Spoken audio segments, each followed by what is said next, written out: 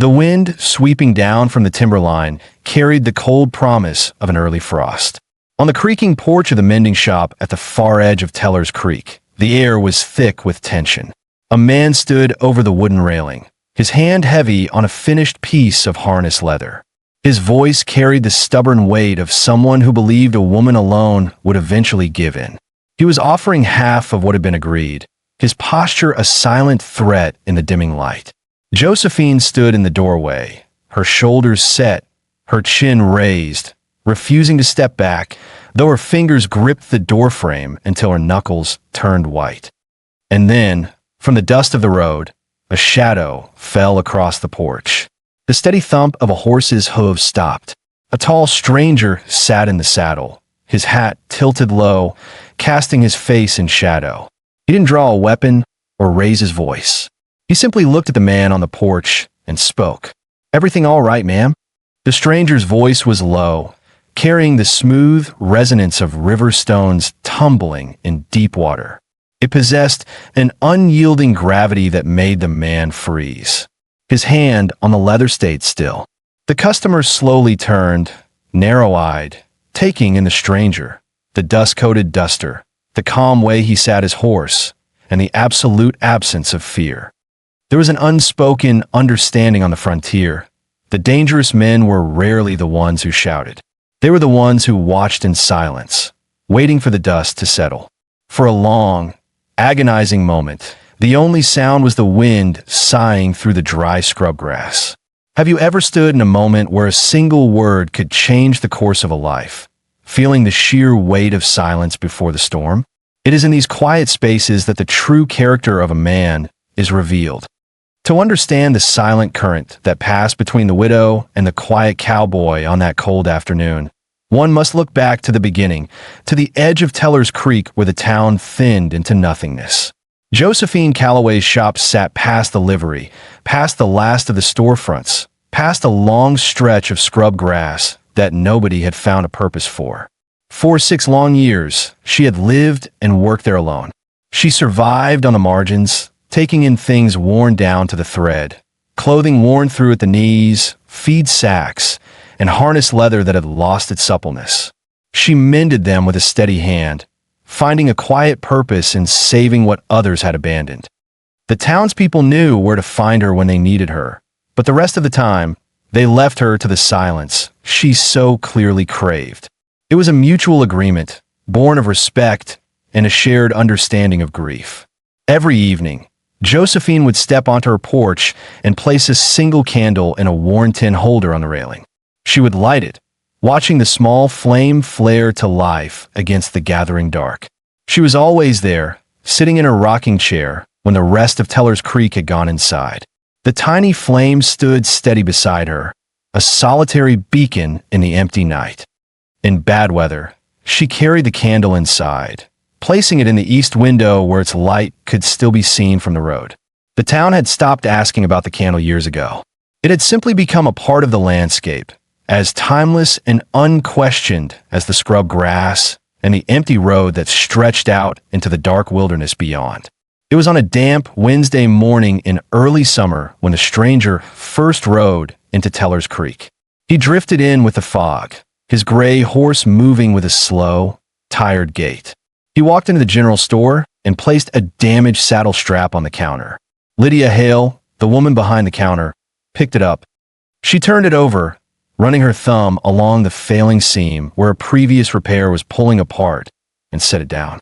She looked at him, taking her time, assessing the quiet depth in his eyes.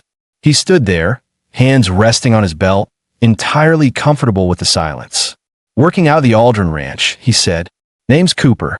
Lydia's hands settled flat on the wooden counter. "You want this done right?" she asked, her voice carrying the dry, practical tone of the frontier. "Right out to the shop on the East Road, past the livery where the road opens up. There's a woman there who works leather. She keeps to herself. Do not expect much in the way of conversation." Cooper reached for the strap, but Lydia's hands didn't move. She held his gaze, her eyes softening with a rare gravity. "Her name is Josephine Calloway," she said quietly. "Lost her husband and her little boy 4 years ago. Fever, both of them, same week. She has run that shop alone since. Town looks out for her best it can. She does not always make it easy. That is her right. Cooper picked up the strap, nodded once, and said obliged. The next morning, Cooper rode out to the East Road. The shop sat back from the road behind a covered porch. Through the window, he could see leather and fabric stacked in clean order and a quilt half finished in a frame near the door. He knocked. Josephine came out, looked at him, took the strap, and turned it slowly, feeling for where the damage had traveled. She named a price, told him 4 days, and promised the work would be right or he wouldn't owe her anything. Much obliged. She went back inside.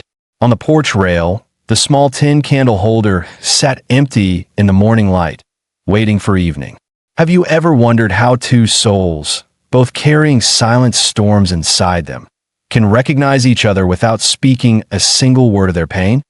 The frontier is a place where survival demands strength, but healing requires something far deeper. If you are ready for this epic journey, drop a comment telling me where in the world you are watching from, hit the like button, subscribe to Redwood Chronicles, and turn on notifications so you never miss more of our upcoming videos. The summer sun had a way of baking the soil of Teller's Creek until it cracked like old parchment, releasing a dry, alkaline dust that settled over everything. It clung to the cedar fence posts, coated the leaves of the scrub oaks, and turned a man's sweat into a gritty paste before the noon hour had even arrived. Cooper spent those long, blistering days working the rugged perimeter of the Aldrin Ranch, a sprawling territory that seemed to stretch infinitely toward the timberline. It was hard, muscle-straining labor that offered no room for idle thoughts. He worked in a rhythm that was entirely his own, lifting heavy wooden posts, sinking them deep into the stubborn earth, and stretching thick spools of barbed wire until his shoulders burned with a deep, satisfying ache. He was a man who took comfort in the physical reality of his work, finding peace in tasks that had a clear beginning and a definite end, far away from the complicated demands of a world he had left behind. When the sun finally dipped below the western hills, painting the sky in bruised shades of purple and amber, Cooper would saddle his gray horse and begin the long ride back. Most evenings, he rode into town, seeking the quiet companionship of a single drink at the local saloon before heading back to the ranch bunkhouse. The dirt road ran past Josephine's mending shop both ways, and without fail, Cooper would slow his horse as he drew level with the property. In the gathering twilight, the small wooden structure seemed almost swallowed by the vast, empty landscape, but there was always one constant. The single candle in its worn tin holder would flare to life on the porch rail, casting a fragile, dancing circle of golden light against the encroaching dark. And beside that light sat Josephine. She sat in her wooden rocking chair, her hands resting quietly in her lap, her body completely still. She didn't read, she didn't sew, and she didn't look up when the sound of Cooper's horse drifted across the quiet road. She simply sat there, her eyes fixed on a distant point down the dark road, looking at something that wasn't there, waiting for someone who was never coming back.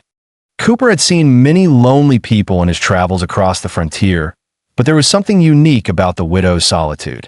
It wasn't the desperate, pleading loneliness of someone begging for pity. It was a stubborn, dignified vigil, a silent monument to a love that refused to be forgotten by the passage of time. Have you ever looked at someone and realized that their silence carried a story far heavier than any words they could ever speak? It makes you wonder how much grief a single heart can hold before it finally begins to break. One evening, the wind shifted, bringing the rowdy noise of the Teller's Creek saloon drifting down the main street. Inside, the air was thick with the scent of cheap whiskey, stale tobacco, and the damp wool of men who had spent the day working in the elements. A group of hands from a cattle ranch 2 counties north had filled the back corner, their loud laughter and boastful stories spilling into every corner of the room. Cooper sat alone at the end of the bar, his fingers slowly turning his whiskey glass, his eyes fixed on the scarred wooden counter. He was hoping to remain unnoticed, a ghost among the living, but the frontier has a way of shrinking when a man is trying to hide. A shadow fell over his shoulder, and a stocky cowboy with a weathered face and sharp, knowing eyes leaned against the bar beside him. The man took a slow sip from his glass, watching Cooper with the quiet intensity of someone who had just solved a difficult puzzle. "You rode for Hatch County, didn't you?" the man asked, his voice cutting through the ambient noise of the saloon. "2 seasons back, on that wild gray stallion that nobody else on the ridge wanted to touch." Cooper didn't look up, his face remaining as unreadable as stone, but his hand tightened slightly around his glass. The cowboy, whose name was Sawyer, didn't wait for an answer. He shook his head slowly, a look of genuine admiration in his eyes. "I heard about that race from 3 different men who were there," Sawyer continued, leaning closer. "They said you took that horse through a stretch of canyon trail that the other riders wouldn't even look at. Said you won by so much there wasn't even anything left to talk about after. Heard you ran again in another county on a different horse, and still, nobody could even get close enough to catch your dust." Sawyer settled back on his stool, his brow furrowed in genuine confusion. "A man who can ride like that, doing simple fence work at the Aldrin place? It just doesn't make much sense to me. Have you ever walked away from something you were brilliant at, choosing the peace of anonymity over the exhausting noise of crowd?" Share your thoughts in the comments below on why a man might choose to bury his own legend in the dirt of a quiet ranch. Cooper set his glass down, leaving enough copper coins on the counter to cover the drink, and stood up without saying a word. He pulled his hat low over his eyes and walked out of the saloon, leaving Sawyer staring after him, still trying to make the math of the quiet cowboy add up. Outside, the night air was cool and clean, washing away the heavy, suffocating atmosphere of the bar.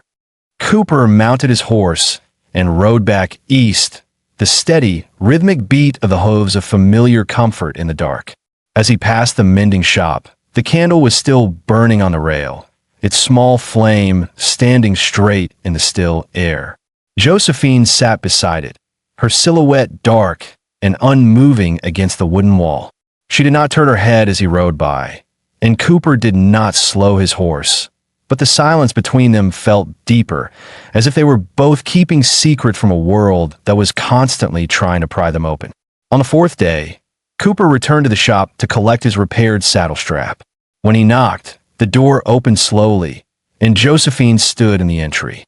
The morning light caught the pale, drawn lines of her face, and there was a tight, careful stillness in the way she moved, the distinct posture of a woman who was holding a creeping fever at arm's length through sheer force of will because she had work that needed to be done. She handed him the strap without a word. Cooper took the leather, running his thumb along the seam. The work was flawless. The stitches were perfectly even, the heavy thread pulled tight and locked in place, and the dry leather had been treated until it was soft and supple once more. It was a repair made to last, done with a level of care that made the previous attempts look like the clumsy work of children. "This is good work," Cooper said, his voice quiet but sincere. Josephine looked at the strap, and then up at him, her eyes carrying the calm, quiet pride of a woman who had already told him it would be. She accepted his payment, her fingers brushing against his for a brief, fleeting second, and Cooper could feel the dry, unnatural heat radiating from her skin.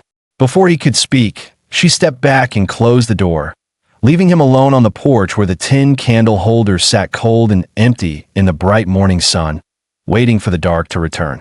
The evening, Cooper collected his saddle strap. The dusk fell over Teller's Creek with an unusual, suffocating weight. The wind, which normally whipped through the dry canyon walls and rattled the loose cedar shingles of the mending shop, had died down to a faint, ghostly whisper. The prairie seemed to shrink in the fading light, swallowed by a vast and empty gray that offered no comfort to the lonely. Instead of turning his horse toward the warm, amber invitation of the town saloon, Cooper made a silent choice. He rode straight back along the east road, his horse moving at a slow, rhythmic walk that matched the quiet cadence of his own thoughts. As he drew level with Josephine's property, he pulled gently on the leather reins, bringing his gray horse to a complete stop. He looked toward the porch, and a cold, sudden stillness settled in his chest. The porch was entirely dark. For the first time in the 4 years since she had lost her family, the small tin candle holder sat cold and empty on the wooden railing. There was no gentle creak of the rocking chair, no tiny golden flame dancing bravely against the encroaching dark. The house stood like a hollow shell, silent and abandoned in the gray twilight. Cooper sat in his saddle, his eyes searching the blacked-out glass of the windows, waiting for some sign of life. And then, through the thin timber of the walls, the sound drifted out, a cough, low, wet, and heavy with a deep, rattling sickness. It was the sound of a woman whose pride had finally been broken by the brutal reality of her own physical limits. A woman completely alone, carrying a fever that had been building for days behind closed doors. Have you ever stood outside a darkened window, realizing that someone inside was suffering in absolute silence, too proud or too tired to call out for help? It makes us look at the quietest people in our lives and wonder what heavy burdens they are carrying when the world isn't watching. Cooper did not dismount. He knew the boundaries Josephine had spent years building around her grief were not his to cross, and to barge in would be an intrusion she would never forgive. Instead, he wheeled his horse around, pressing his boots into the gray's flanks and sending him into a swift, purposeful trot back toward the flickering lights of Teller's Creek. The town was already settling into its nighttime quiet, the storefronts dark and the dirt streets empty. At the far end of the street, a single lamp still burned in the window of the general store. Cooper pushed the heavy wooden door open, the brass bell chiming softly in the quiet room. Lydia Hale sat behind the counter, her spectacles pushed up on her forehead as she squinted over a massive leather-bound ledger, her quill pen leaving a trail of neat, dark ink. She did not look up immediately, accustomed to the late-night cowboys who came in looking for tobacco or salt. But when Cooper remained standing in the center of the room, turning his sweat-stained hat slowly in his calloused hands, she paused. She looked at him, taking in the dust on his coat and the quiet, unyielding urgency in his eyes. Cooper did not waste words on pleasantries. "Josephine Calloway," he said, his voice a low, gravelly rumble that seemed to fill the empty store. "Just rode past her place. Her porch is dark, and she is coughing bad. Thought you ought to know." Lydia did not ask how he knew, or why he had been riding past her shop after dark. On the frontier, a neighbor's survival was not a matter of curiosity. It was a matter of duty. She closed the heavy ledger with a decisive, echoing thud, blew out the lamp, and reached for her thick wool shawl hanging by the door. "I will go this evening," she said simply. As Cooper rode back toward the Aldrin Ranch bunkhouse, the night had fully set in, cold and clear. Passing the mending shop once more, he saw that the porch remained dark, but through the side window, a warm, golden light was moving from the kitchen into the bedroom. Lydia was already there. She stayed for 3 days, arriving each morning as the frost still clung to the grass and leaving only when the stars were bright. She performed her duties quietly, cooking broth, heating blankets, and tending the fire without making a spectacle of her care. She had done this before, under far worse circumstances, when the same fever had swept through the house and taken Jessie and the little boy. She knew the layout of the rooms, and she knew the silence that settled over a house when the laughter has been permanently cut away. On the 3rd day, the fever finally broke, leaving Josephine pale and weak but clear-headed. By the 4th morning, when Lydia arrived, she found the widow already at her workbench, her fingers trembling slightly as she held a piece of heavy harness leather. "You do not need to keep coming," Josephine said, her voice quiet but carrying her usual stubborn resolve. Lydia did not argue. She put her coat on and stood at the door, her hand resting flat against the wooden frame.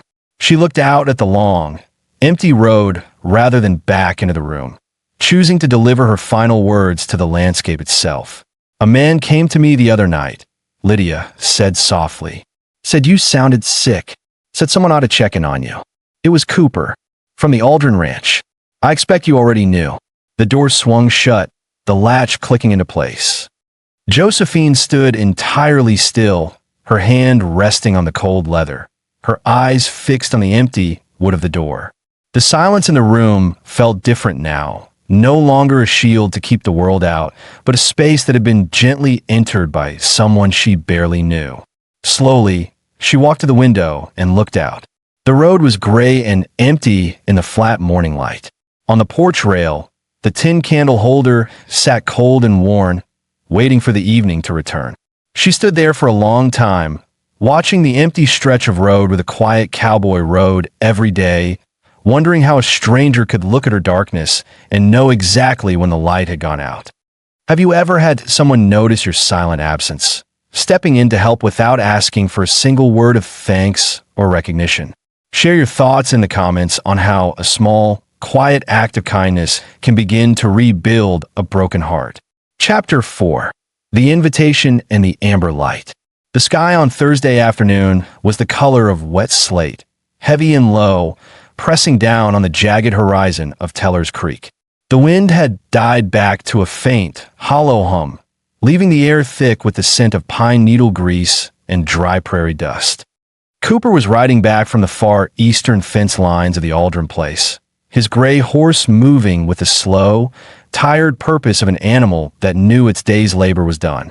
The saddle leather groaned softly beneath him, a familiar, comforting rhythm that usually allowed his mind to drift into a quiet, uncomplicated space.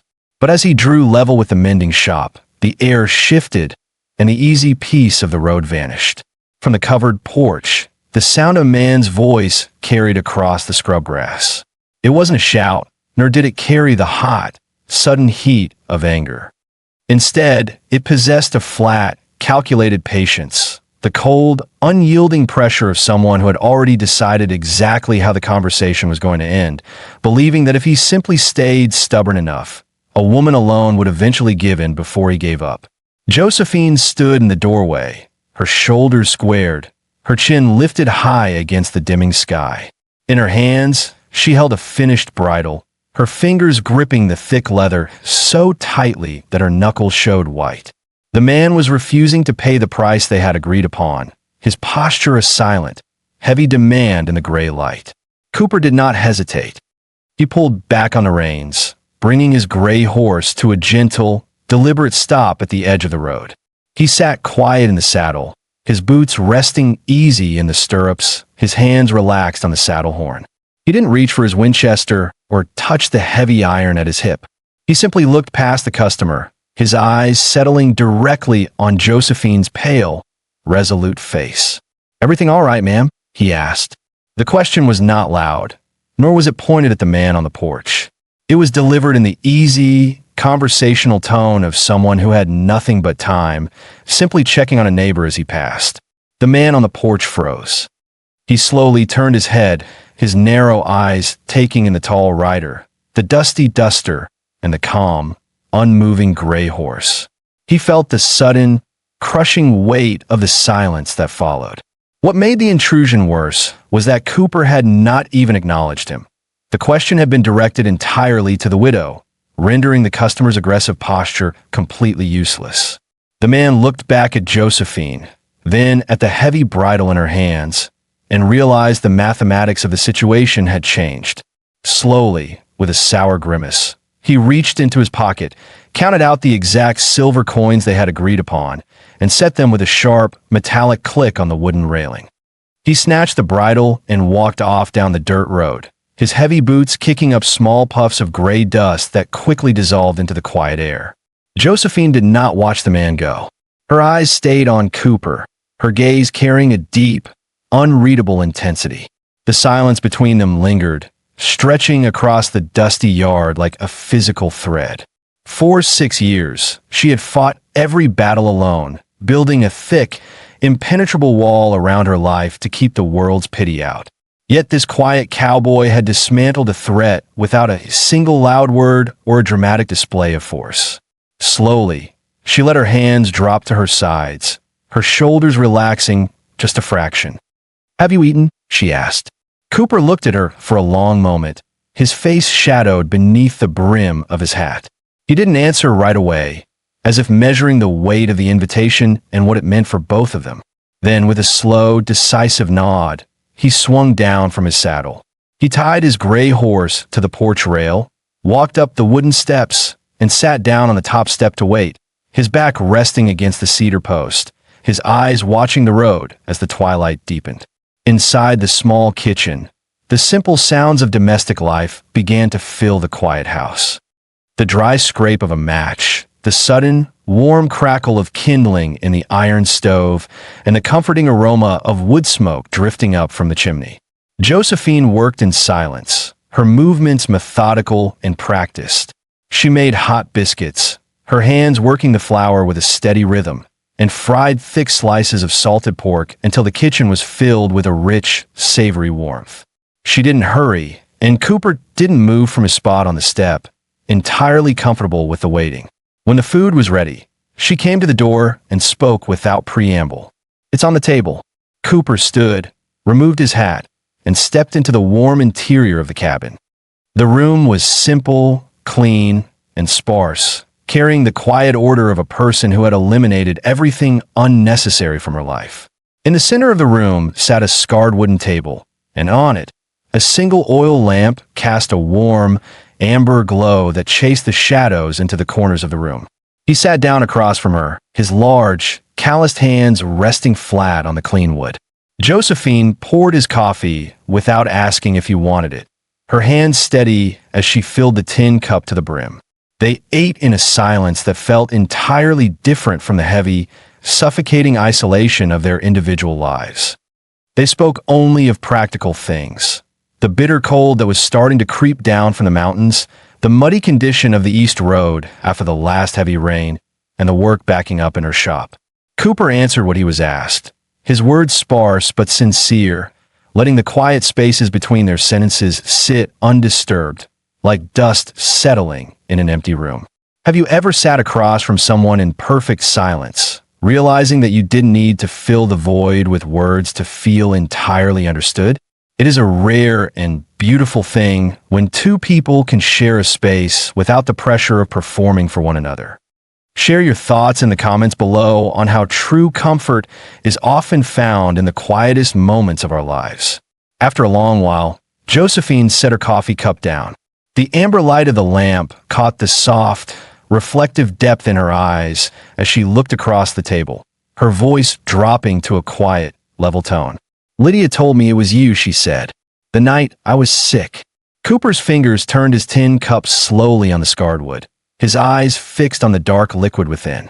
He did not look up, his face remaining perfectly unreadable. "Figured it was her business to go. Not mine," he said quietly. Josephine was silent for a moment, absorbing his words. He had not sought credit, nor had he used her vulnerability to force his way into her life. He had simply looked out for her from the darkness, leaving the care to someone she trusted.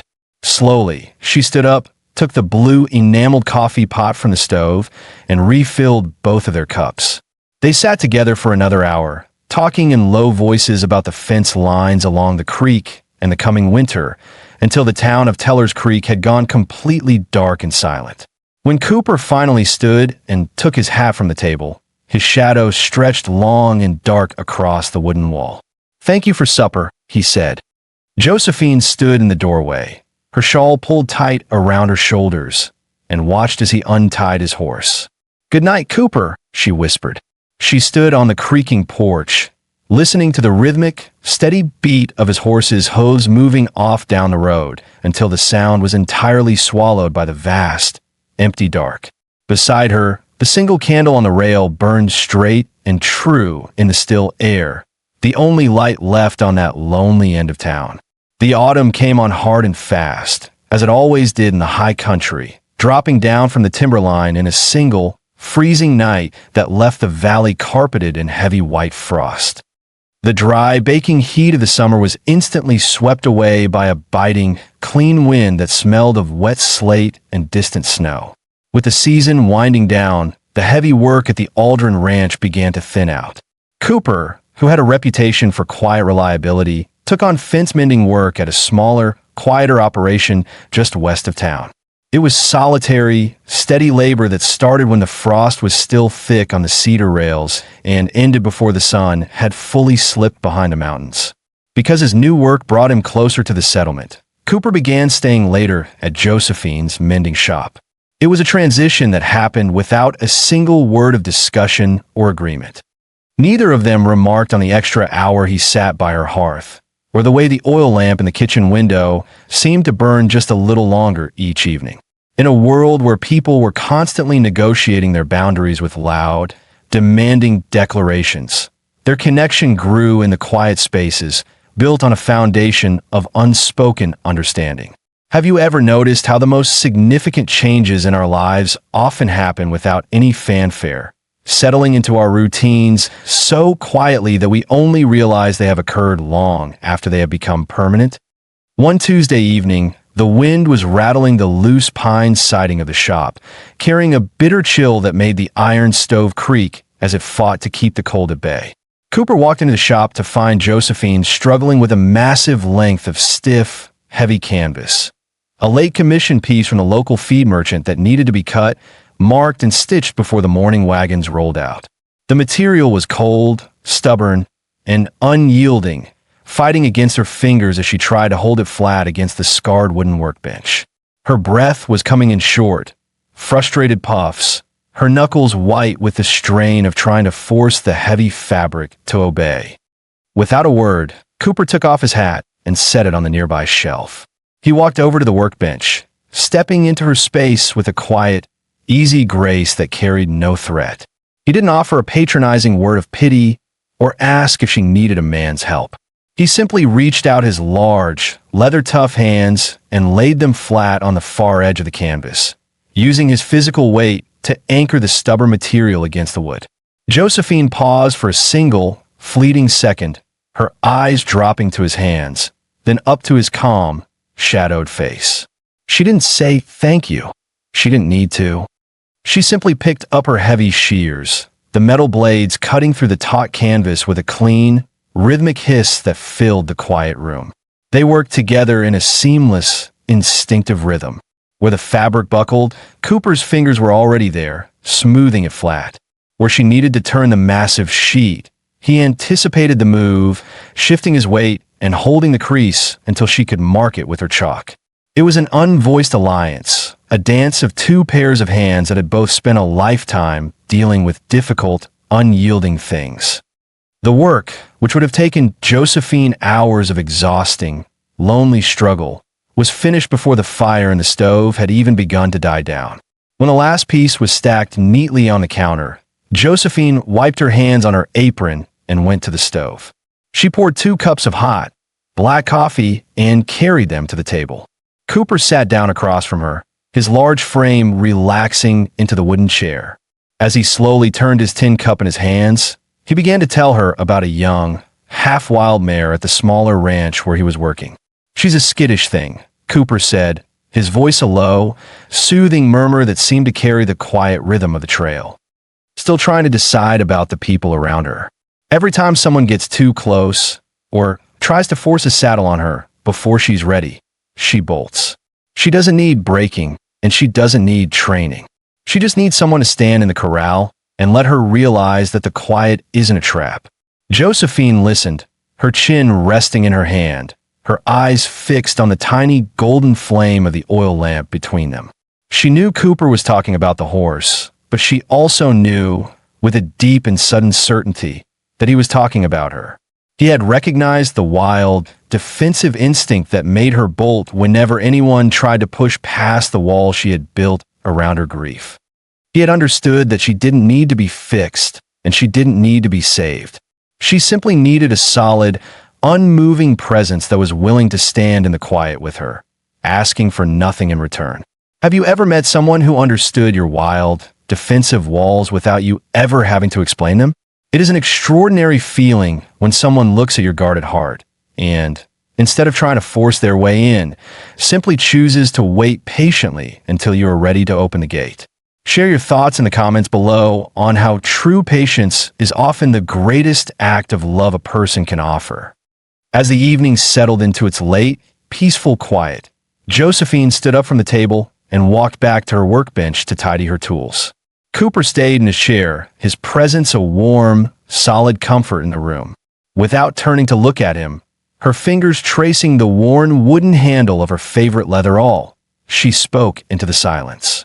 "People have been careful with me for a long time," she said, her voice quiet but remarkably steady. "Ever since Jesse and the boy went. They walk on eggshells when they come into this shop. They talk in soft, tragic voices like I might break if they speak too loud. I did not know how much I minded it. Until you weren't." She set the tool down and turned to face him, her eyes holding his with a fierce, quiet honesty. Cooper did not look away, nor did he offer a shallow word of comfort to soften the raw weight of her admission. He simply sat there, accepting her truth exactly as she had delivered it. He had never treated her like glass. He had never looked at her with the suffocating pity that the rest of Teller's Creek carried in their eyes. He had treated her as a partner, an equal, a strong woman who was entirely capable of carrying her own weight, even when that weight was almost too heavy to bear. The words sat in the room between them, filling the warm, amber light with a sudden, profound intimacy. Neither of them tried to make more of it than what it was, but as Cooper finally stood, took his hat, and walked out into the cold, starlit night, they both knew that the boundary had shifted forever. Josephine stood on the porch, watching the shadow of his horse fade into the dark, her heart feeling lighter than it had in 4 long years. If this slow burn journey of quiet healing and unspoken trust is touching your heart, please take a moment to support the Redwood Chronicles. Leave a comment with your thoughts on Josephine's confession. Hit that like button and subscribe so you can sit by our campfire for the chapters still to come. The high country winter was no longer a distant threat whispering in the pine tops. It was a physical reality creeping down from the jagged granite peaks in the dead of night. By late October, the wind had developed a sharp, biting edge that rattled the dry cedar shingles of the mending shop and swept the last of the dead willow leaves into frozen drifts along the banks of Teller's Creek. The mornings began in a silent, silver world where a thick crust of frost coated the wooden porch and turned the mud of the east road into hard, rutted ridges. In the shop, the iron tools were cold enough to cling to a person's skin, and the leather was stiff and stubborn, requiring the warmth of the stove before it would yield to the needle. Josephine worked with her woolen shawl draped heavy over her shoulders, her fingers moving with their usual steady precision, though the cold made the joints of her hands ache with a quiet, dull, persistent throb. It was during these freezing, silent weeks that the nature of their shared space underwent a subtle, permanent transformation. One evening, as the twilight faded into a deep, velvety black, Josephine looked up from her heavy stitching and realized she could not have said exactly when Cooper had come through the door or how long he had been sitting by the hearth. It wasn't because she had been careless or distracted, but rather because his presence had stopped registering as something separate from the room itself. He had become a part of the quiet sanctuary she had built, blending seamlessly into the background like the sturdy cedar posts, the smell of dry leather, and the steady, comforting hiss of the iron stove. He sat in his usual chair, slowly working a piece of tallow into a pair of worn work boots, his large frame relaxed, his breathing matching the slow, rhythmic creak of the cabin walls as the wind pressed against them. He demanded nothing from the room, and in return, the room offered him a rare, unyielding peace. From a window of the general store far down the road, Lydia Hale watched the tall cowboy ride out toward the east road every evening as the dark came on. The town of Teller's Creek was small, and gossip was the primary currency of those who had nothing better to do than watch their neighbors' windows. There were whispers in the saloon and quiet remarks made over the dry goods counter about the widow and the quiet fence mender. But Lydia knew the fragile, sacred nature of a healing heart, and she kept her thoughts entirely to herself. Whenever a customer tried to pry or make a light remark about the lone rider, Lydia would silence them with a single, freezing look from behind her spectacles, her hands flat on the ledger, reminding them without a word that decency on the frontier was kept by minding one's own business. She knew that some broken things could not be mended by talking. They had to be left in the quiet, undisturbed, until the pieces found their own way back to where they belonged. It was on a Tuesday evening late in October when they ended up on the porch together without either of them deciding to step outside. They had finished a silent, simple meal of salt pork and dried beans, and as the heat of the kitchen grew heavy, they had drifted out into the cold, starlit air. Cooper sat on the wooden step below her rocking chair, his boots resting on the frozen dirt of the yard, his forearms resting easy on his knees. Josephine sat in her chair behind him, the heavy wool shawl pulled tight around her front, her fingers twisting the frayed fringe in a slow, hypnotic rhythm. The town down the road was completely quiet, the distant lamps going out one by one until there was nothing left but the vast, empty prairie stretching out into the dark under a sky so thick with stars it looked like silver flour spilled across a black table. Beside them, the single candle in its worn tin holder burned on the porch rail. The air was so cold and still that the small golden flame stood perfectly straight, a tiny, unwavering point of light in the immense, swallowing dark of the frontier. Cooper looked at the flame, then out at the empty road, and spoke.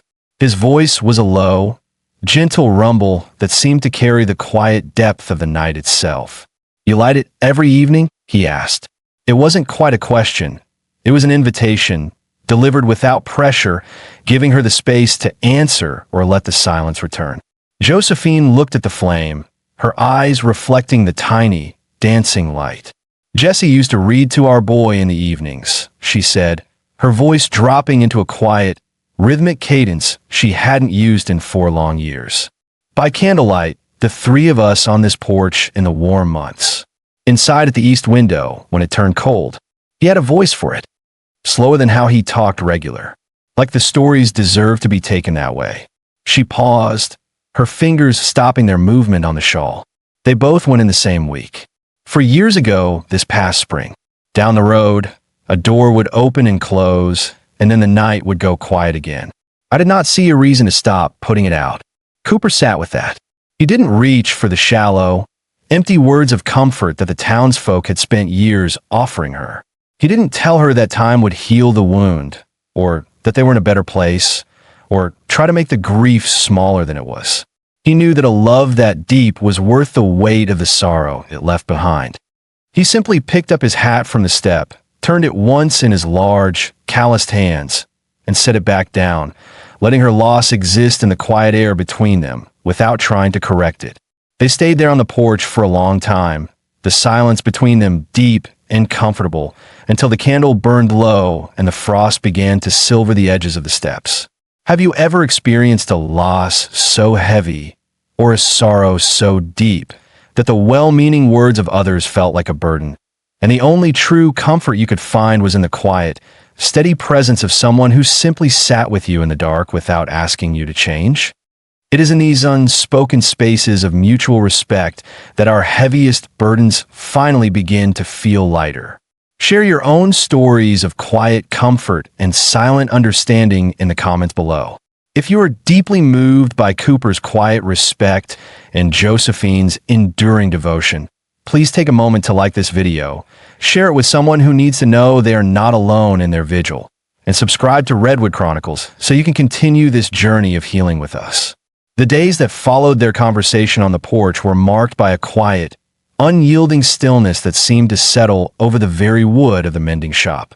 The high country winter was no longer merely a cold draft under the door. It was a physical weight that pressed down upon the valley, turning the night sky into a vast sheet of frozen slate and making the mornings begin with a thick, brittle crust of white frost that clung to the cedar steps. Inside the cabin, the daily rhythms of life continued in their slow, methodical cadence, but the silence between them had shifted again. It was no longer a barrier built to keep the cold world out, but a wide, shared space where their thoughts could move without the crowding pressure of words. They had reached a point where their separate lives had begun to overlap, like 2 sheets of tracing paper laid one over the other, the lines of their daily routines matching so closely that it was hard to see where one ended and the other began. It was on a sharp, clear evening a few weeks later that the delicate balance of their silent arrangement was gently tested.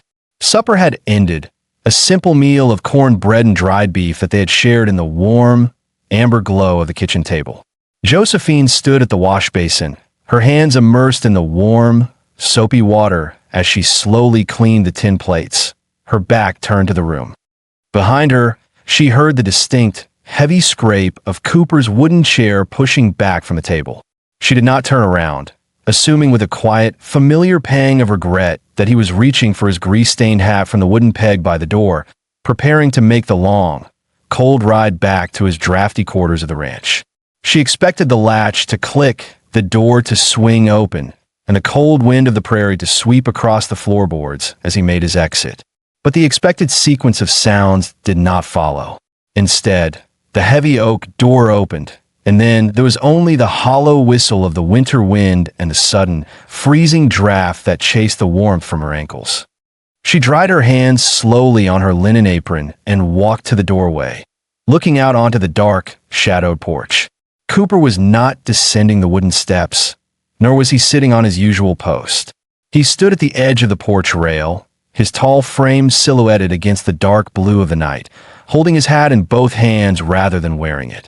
He stood entirely still, as though he had stepped outside with the intention of leaving, but had been stopped by the sheer, unyielding weight of the night itself.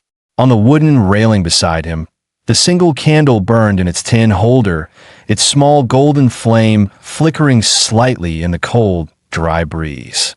When Cooper heard the soft whisper of her boots on the floorboards, he slowly turned his head. The low light of the candle caught the rugged, weathered lines of his face, casting deep shadows across his eyes. He looked at her for a long, quiet moment, his expression completely devoid of demand or assumption. He held his hat a fraction tighter, his voice carrying a soft, hesitant depth when he spoke. "I can go," he said, his words a low rumble that seemed to merge with the wind. "Or I could sit with you a while, if you would rather. The frontier is a harsh, demanding place where people are constantly pushed into corners, forced to accept arrangements they did not choose and carry burdens they did not ask for." For 6 years, Josephine had fought to keep her independence, defending her right to choose who stepped across her threshold.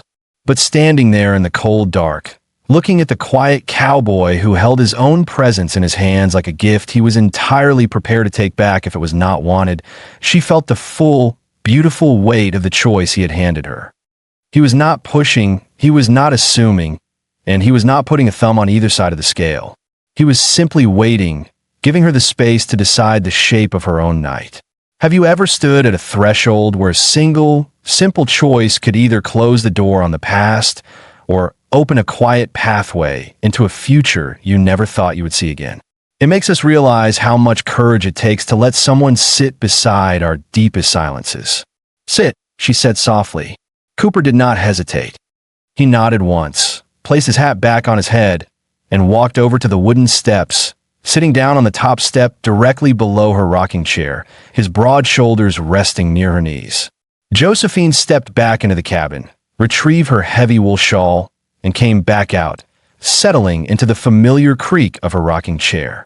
They sat together in the freezing dark, and the town of Teller's Creek slowly moved through its final, nightly sounds far down the road. A heavy wooden door closed with a distant thud. A lone horse let out a soft, rattling whinny, and the lanterns in the distant storefronts went out one by one, until the night went completely quiet. Neither of them spoke. The small flame of the candle burned steady on the rail, a tiny sentinel keeping watch over their shared vigil. When she finally whispered a quiet good night hours later, he stood, touched the brim of his hat, and went to his gray horse, his departure slow and deliberate, as if he were reluctant to break the quiet spell that had settled over the East Road. November came in gray, still, and heavy with the promise of snow that never quite fell. Cooper had settled into a steady, quiet pattern that the town of Teller's Creek noticed, but mostly left alone. He worked the cold, frozen fence lines in the morning, and when the dark began to purple the eastern sky, his horse was always seen tied to the railing of the mending shop, the candle burning steady between them until the bitter cold drove them inside for the last of the black coffee. The fencing work at the smaller ranch closer to town had become something more permanent, the owner having offered him the position without ceremony. And Cooper had accepted with a simple nod, his life slowly taking root in the very soil he had spent months drifting across. On a cold Thursday evening, Josephine was sitting at her workbench, her fingers moving with practiced ease as she worked a needle through a heavy harness strap. The oil lamp in the center of the table was beginning to flicker, its light growing dim as the oil in the tin basin ran dry. Without looking up from her work, her eyes fixed on the neat, tight stitches she was placing, she reached her hand toward the dusty shelf behind her where the tin of lantern oil always lived. But Cooper, who was sitting in his usual chair near the hearth, was closer to the shelf. Without a word, and without looking up from the piece of wood he was slowly carving with his pocket knife, Cooper reached his large hand across the space. His fingers closed around the handle of the oil tin instantly, finding it in the dim light without searching or fumbling.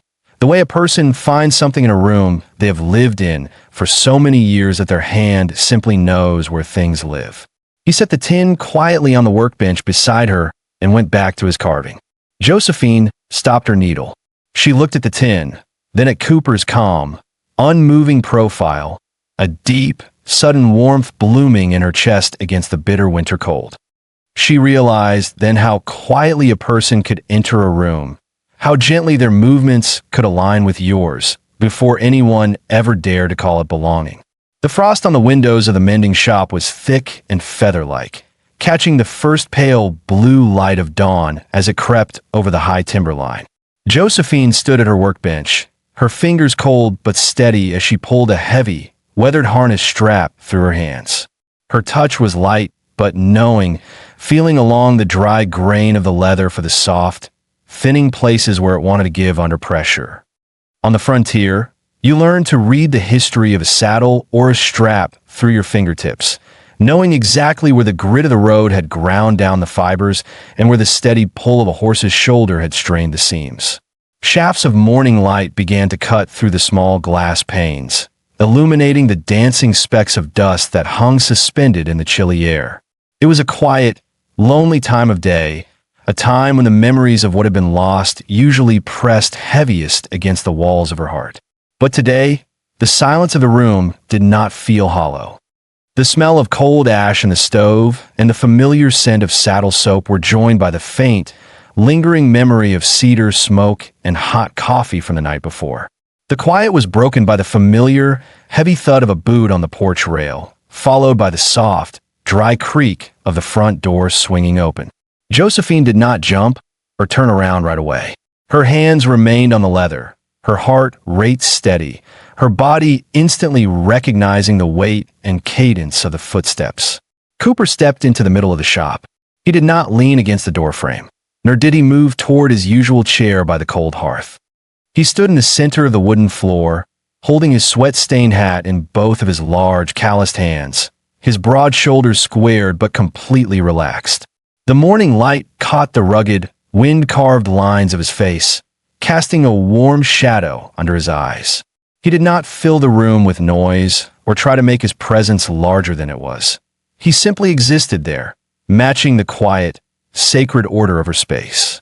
Josephine slowly set the harness strap down on the scarred wood of the bench and turned to look at him, her eyes steady, her heart waiting in the silent air. There is a rare and powerful courage in a man who can stand before a woman without any pretense, hiding nothing behind clever words or grand gestures, offering only his true self in the quiet morning light. The images of these silent frontier souls, looking at each other with eyes that have seen the worst of life yet still hold room for hope, remind us that the deepest connections are never the loudest. Have you ever had a moment where someone stood before you, completely vulnerable, waiting for your word to decide the rest of their days? It makes us realize how fragile and sacred our choices truly are. Share in the comments below what you would have felt in Josephine's shoes, standing in that quiet shop with the future hanging in the balance. Cooper looked at her, his eyes holding hers with a calm, unyielding intensity that seemed to reach past the defenses she had spent years building. The hat in his hands remained still. "I've spent a long time moving," he said, his voice a low, gravelly rumble that seemed to carry the dusty grit of 100 different trail roads. "Never much bothered me. Never had a reason to stop that was stronger than the reason to go." He took a slow, quiet breath, the sound clean in the still room. "I have one now. and I think you know what it is." He paused, letting the words settle into the wood of the floorboards, giving them the time they deserved. "I would like to stay, Josephine, as your husband, if you will have me." The shop went completely silent around them, the wind outside moving once through the scrub grass before dying back into the empty gray. Josephine looked at him for a long, unhurried moment. She looked at his hands, worn and tough from the fences, yet so infinitely gentle when they had held her canvas or found her lamp oil in the dark. She set the harness strap down on the bench, slowly, deliberately, the way you set something down when your hands had just found something far more important to do. She turned to face him fully, her shoulders relaxing, her heart stepping out of the shadows at last. "Then stay," she said. Her voice was not loud, but it carried the absolute, unshakable weight of her truth. Cooper let out a breath, long, slow, and deep, the breath of a man who had been carrying a heavy pack across a desert for years and had finally set it down on solid ground at last. The evening settled over Teller's Creek, not with the sudden plunge of a winter storm, but with the slow, dignified grace of twilight reclaiming the high country. Inside the cozy warmth of the mending shop, the air was thick with a rich, familiar sense of beeswax, oil-slicked oak, and aged leather. The iron stove hummed a low, rhythmic song, radiating a steady heat that pushed the bitter November chill back into the shadows of the corners. Josephine sat at her workbench, her posture quiet and completely focused, though her mind was filled with a deep, silent peace that she had not known in many long years. Before her lay a small leather repair, a delicate, intricate piece of harness that belonged to a neighbor's carriage. Her hands, calloused and strong from years of unyielding labor, moved with a slow, deliberate precision. Each stitch she placed was perfect, the thick, waxed thread pulling tight with a soft, clean whisper as it locked into the grain. She knew, with the quiet wisdom of a master craftsman, that the last stitches are always the ones that hold. They are the anchor of the entire seam, the final boundary that keeps the work from unraveling when the long, hard miles of the road begin to take their toll. Nearby, Cooper sat in his usual wooden chair by the brick hearth. He did not speak, and he did not move, yet his presence filled the room like the solid, comforting heat of the stove itself. He possessed a rare, remarkable way of being present without requiring anything from the room, demanding no words to fill the spaces and asking for no performance to justify his stay. He was simply there, a quiet sentinel who had chosen to anchor his life to hers, comfortable in the silence because he had finally found the one place where his soul felt entirely at home. Josephine smoothed her palm once over the finished leather, feeling the cool, tight stitches, and then she set the piece down on the clean wood of the workbench. She looked across the amber light of the low-burning lamp at him, her heart completely steady, her voice dropping to a soft, reverent whisper. "Would you light the candle?" she asked. Cooper went entirely still. The pocket knife he had been using to slowly shape a piece of cedar remained poised in his hand, and his breath caught in his chest. He sat with the immense, breathtaking weight of what she had just handed him, the fullness of her trust, the sacred depth of her surrender, and everything that the tiny tin candle holder contained. For 4 long years, she had lit that flame alone in the dark, keeping a solitary vigil for the family she had lost, refusing to let anyone touch the sacred boundary of her grief. By asking him to light it, she was not asking him to erase her past. She was inviting him to carry it with her, to stand beside her memories and hold them with the same quiet honor that he held his own. It was the ultimate threshold of belonging, a silent declaration that he was no longer a guest in her life, but the steady ground she was choosing to build her future upon. Slowly, Cooper stood up, his tall frame casting a long, protective shadow across the wooden wall. He stepped across the room, his boots making a soft, familiar creak on the floorboards, and went out onto the covered porch. Through the glass window, Josephine watched him. She heard the sharp, clean scrape of a match, one clear, decisive sound that echoed through the quiet of the November evening. A sudden, brilliant flare of blue and sulfur gold illuminated his weathered face, casting a warm, reflective glow in his eyes as he held the flame to the dry wick. The candle caught, its tiny golden flame flaring to life on the wooden rail, standing straight and true in the freezing, still air. Inside, Josephine took her time. She folded the finished leather with care, setting it square on the workbench, and wiped her hands slowly on her linen apron. She was not rushing, because she knew that this moment was not a fleeting second to be hurried through, but a permanent foundation being laid in the quiet dark. She pulled her heavy wool shawl tightly around her shoulders, walked to the door, and stepped out into the cold night. The air outside was crisp and clean, smelling of distant mountain snow and pine needles. Cooper sat on the wooden step directly below her rocking chair, his large forearms resting easy on his knees, his eyes fixed on the steady golden flame on the rail. The November cold had settled heavily around the porch, swallowing the empty road and the long, dark stretch of scrub grass that went out into the vast wilderness beyond the reach of the light. Josephine walked over and sat down in her rocking chair, the familiar creak of the wood a comforting, timeless sound in the silence. Far down the east road, the distant thud of a closing door echoed through the valley, and then the night went completely quiet again. The last traces of color had been gone from the western sky for an hour, leaving nothing but the deep, velvety dark and a sky thick with brilliant, cold stars. She looked at the flame, and Cooper looked at it too. They sat together in the quiet, and as they watched the light, the memories of the past did not vanish, but they seemed to settle into the wood of the porch, no longer a sharp, tearing pain, but a soft, enduring truth. She thought of Jesse, who had read the stories in his slower, gentler voice on the warm summer nights. She thought of her little boy, who had fallen asleep listening on this very porch, his small, warm weight going gradually heavier against his father's side until he had to be carried to bed. For 4 long years, she had sat in this chair alone, keeping the light going because some things you keep doing, not because the hurt in them ever truly leaves, but because the love behind them is worth far more than the pain of the loss. Cooper knew. She had told him her story, and now he was sitting inside of it with her.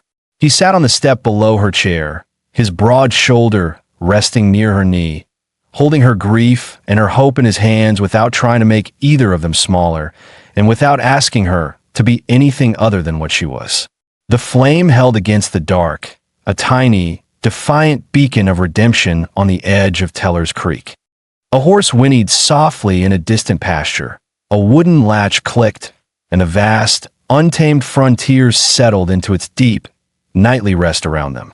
The cold air lay still across the porch, the rail, and the road beyond it, and they sat together with all of it, with Jesse, with the boy, with the 4 years of lonely vigil, and with the new, quiet life that had come and sat down beside them, asking for nothing to change, only for the chance to belong.